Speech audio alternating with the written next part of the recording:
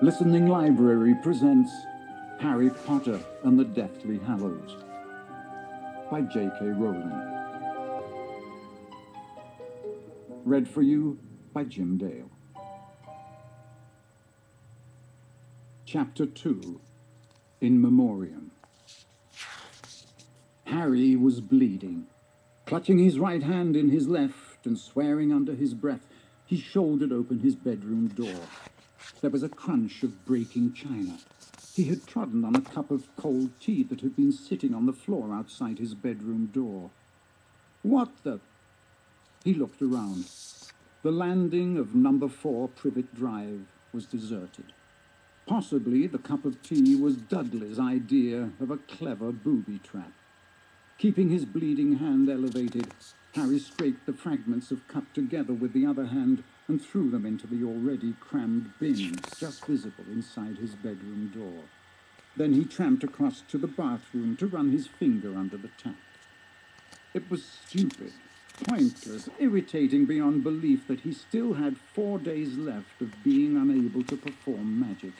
But he had to admit to himself that this jagged cut in his finger would have defeated him.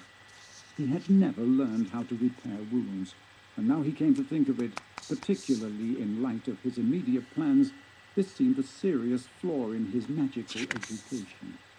Making a mental note to ask Hermione how it was done, he used a large wad of toilet paper to mop up as much of the tea as he could, before returning to his bedroom and slamming the door behind him. Harry had spent the morning completely emptying his school trunk for the first time since he had packed it 6 years ago. At the start of the intervening school years, he had merely skimmed off the topmost 3/4 of the contents and replaced or updated them, leaving a layer of general debris at the bottom. Old quills, desiccated beetle eyes, single socks that no longer fit. Minutes previously, Harry had plunged his hand into this mulch, experienced a stabbing pain in the 4th finger of his right hand, and withdrawn it to see a lot of blood.